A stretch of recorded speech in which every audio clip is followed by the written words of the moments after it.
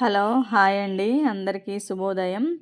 ఇంట్లోనే టేస్టీగా చికెన్ పకోడీ ఈజీగా ఎలా చేసుకోవాలో చూపిస్తా చూడండి.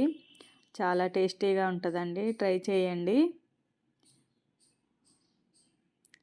అందుకు కావాల్సిన పదార్థాలు: చికెను నీట్గా వాష్ చేసుకోవాలండి. అలాగా నీట్గా వాష్ చేసుకొని తగినంత కారం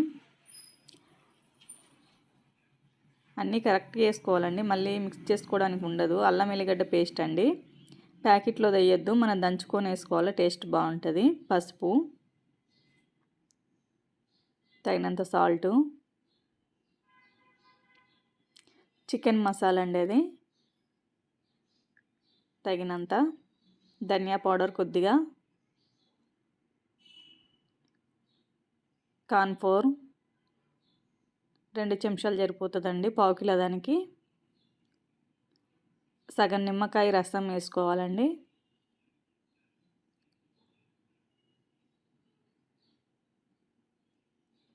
సగం నిమ్మరసము, కొద్దిగా ఆయిల్, కొంచెం అంత ఆయిల్ వేసుకోవాలి, అంతే సరిపడిపోతుంది.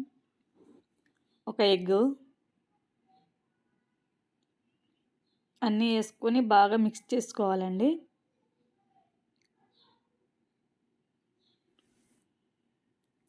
అలా మిక్స్ చేసుకొని గంట సేపు అలా నానబెట్టాలండి.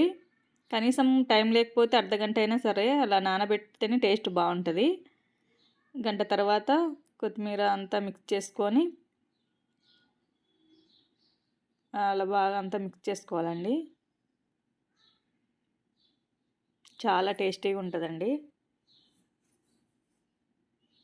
అలా మిక్స్ చేసుకొని ఒక బౌల్ పెట్టుకొని, బౌల్లో ఆయిల్ బాగా హీట్ ఎక్కిన తర్వాత, బాగా హీట్ ఎక్కిన దాకా ఉంచుకోవాలండి. సిమ్లో పెట్టద్దు, మీడియం సైజులో పెట్టుకోండి మంట. ఒక్కొక్క పీస్గా అలా వేసుకోండి. సిమ్లో పెడితే అంత ముక్కకి ఆయిల్ పీల్చుకుంటుంది. హైలో పెడితే పైననేమో మాడిపోద్ది, లోపలేమో అలాగే ఉండిపోద్ది. అందుకే మిడిల్లో పెట్టుకోండి. మిడిల్లో పెట్టుకుంటే చాలా టేస్టీగా ఉంటుంది. అలా ఒక్కొక్క పీస్గా అన్నీ అలా వేసుకోవాలండి.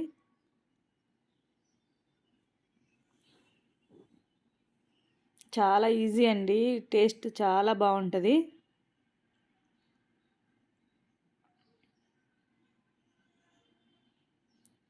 మనము బాగా డీప్ ఫ్రై అయ్యేలా ఉంచుకోవాలండి. బాగా డీప్ ఫ్రై అయితేనే టేస్ట్ బాగుంటుంది. మనము వేయంగానే వెంటనే కలుపుకోవద్దండి. ఒక 5 మినిట్స్ అయిన తర్వాత మనం మెల్లిగా అలా కలుపుకోవాలి. ఎందుకంటే మనము కార్న్‌ఫ్లోర్ వేస్తాం కదండి, మనం వెంటనే మిక్స్ చేస్తే పిండి అంతా ఆయిల్లోకి కలిసిపోతుంది, ముక్కకి అంటుకోదన్నమాట. అందుకనే ఒక 5 మినిట్స్ అయిన తర్వాత బాగా అట్లా మనం ఎట్లా కలుపుకున్నా ఏం కాదు, ఇంకా అలా ఆ కలర్లో రావాలండి. ఆ కలర్ వచ్చిన దాకా ఎంచుకోవాలి. ఆ కలర్ వస్తే బాగుంటుంది టేస్ట్. అలా ఉంటుంది చూడు, ఆయిల్ ఏం పీల్చుకోదండి, అసలు ఆయిలే ఉండదు. ఇంకా వేసుకున్నా అండి, పావు కిలోకి అన్నీ అయినాయండి నాకు. అదే ఆయిల్లో పచ్చిమిర్చి సన్నలుగా అట్లా కట్ చేసుకొని అట్లా వేసుకుంటే చాలా టేస్టీగా ఉంటుందండి వాటితో పాటు తింటే.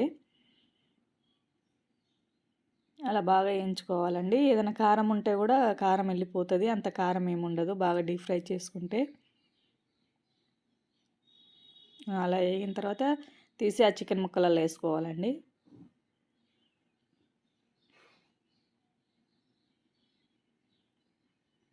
అలాగే కరివేపాకు, అదే ఆయిల్లో కరివేపాకు కూడా అట్లా వేయించుకోవాలండి. వేయించుకుంటే బాగుంటుంది తినడానికి వాటితో పాటు.